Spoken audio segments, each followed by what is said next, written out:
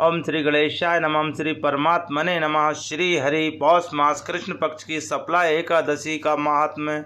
सप्ला एकादशी व्रत कथा सुनने से मनुष्य के समस्त पाप नष्ट हो जाते हैं, कोटि यज्ञ फल प्राप्त होता है। कथा अवश्य सुने। युधिष्ठिर ने पूछा, हे स्वामिन, पौष मास के कृष्ण पक्ष में जो एकादशी होती है उसका क्या नाम है, क्या विधि है तथा उसमें किस देवता की पूजा की जाती है, बताइए। भगवान मधुसूदन जनार्दन जगन्नाथ श्री कृष्ण चंद्र भगवान बोले, राजेंद्र बतलाता हूँ, सुनो।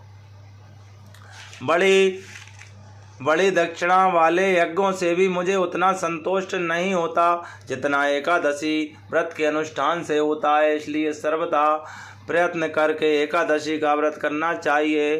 पौष मास के कृष्ण पक्ष में सप्ला नाम की एकादशी होती है। उस दिन पूर्वोक्त विधि विधान से भगवान श्री हरि नारायण की पूजा करनी चाहिए। एकादशी कल्याण करने वाली है, तथा इसका व्रत अवश्य करना उचित है। जैसे नागों में शेष नाग श्रेष्ठ हैं, पक्षियों में गरुड़ श्रेष्ठ हैं, देवताओं में श्री हरि विष्णु जगन्नाथ श्रेष्ठ हैं तथा मनुष्यों में ब्राह्मण श्रेष्ठ है, उसी प्रकार संपूर्ण व्रतों में एकादशी तिथि का व्रत सर्वश्रेष्ठ है। राजन, सप्ला एकादशी को नाम मंत्रों का उच्चारण करके फलों के द्वारा श्री हरि का पूजन करें। नारियल के फल, सुपारी, बिजौरा, नींबू,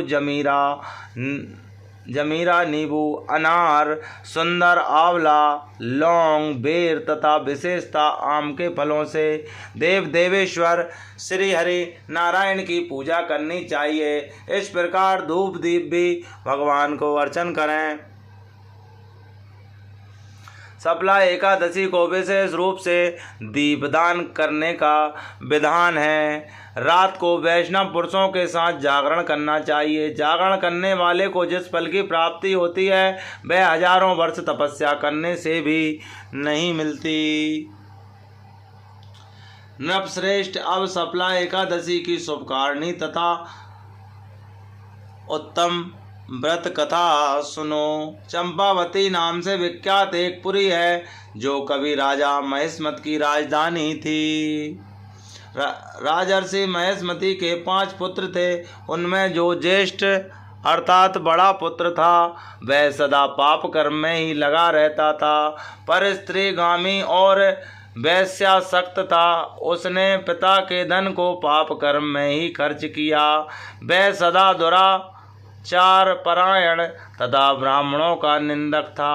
वैष्णवों और देवताओं की भी हमेशा निंदा किया करता था।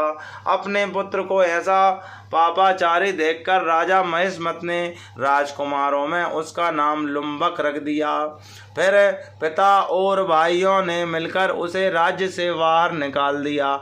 लुम्बक उस नगर में से निकलकर गहन वन में चला गया। वहीं रहकर उस पापी ने प्राय समूचे नगर का धन लूट लिया।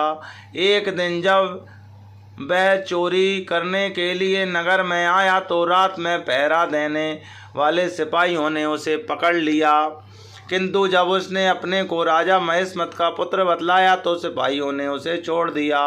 फिर वह पापी वन में लौट आया और प्रतिदिन मांस तथा वृक्षों के फल खाकर जीवन निर्वाह करने लगा। उस दुष्ट का विश्राम स्थान पीपल वृक्ष के निकट था। वह बहुत वर्षों पुराना पीपल का वृक्ष था। उस वन में वह वृक्ष एक महान देवता माना जाता था। पाप बुद्धि लुम्बक वही निवास करता था। बहुत दिनों के पश्चात एक दिन किसी संचित पुण्य के प्रभाव से उसके द्वारा एकादशी के व्रत का पालन हो गया। पौष मास में कृष्ण पक्ष की दशमी के दिन पापिष्ट लुम्बक ने वृक्षों के फल खाए और वस्त्रहीन होने के कारण रात भर जाड़े का कष्ट भोगा। उस समय ना तो उसे नींद आई और ना आराम ही मिला। वह निष्प्राण सा हो रहा था। सूर्योदय होने पर भी उस पापी को होश नहीं हुआ। सप्ला एकादशी के दिन भी लुम्बक बेहोश पड़ा रहा।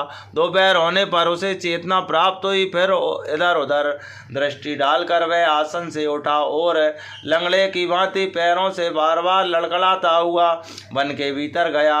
वह भूख से दुर्बल और पीड़ित हो रहा था।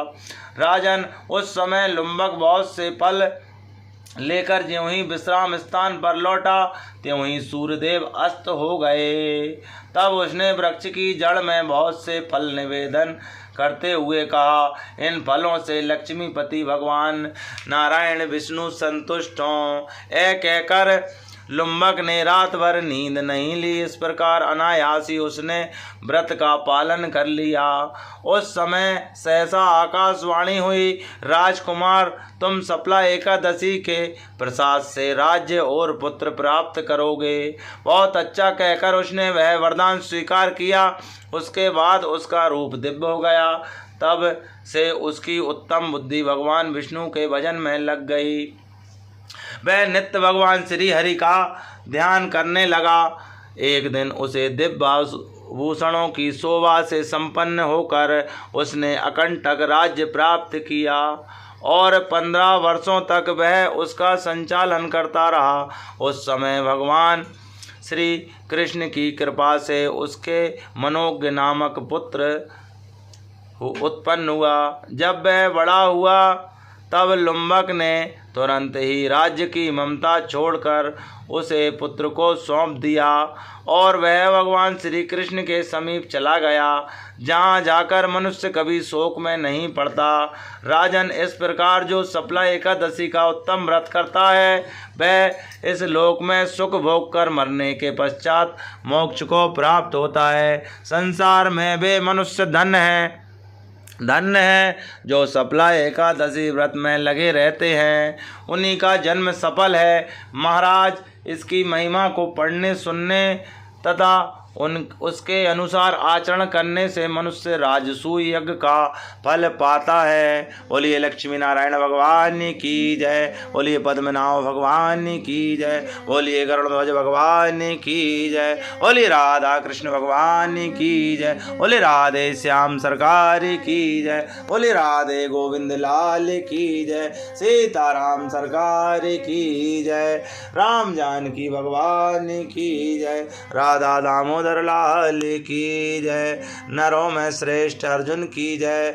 नारायण श्री हरि विष्णु भगवान की जय। सत्यदेव शंकर भगवान की जय। हरिहर हरिहर कृपा घनी कर। ओम तत्सत ओम तत्सत ओम तत्सत। श्री कृष्ण अर्पणमस्तु।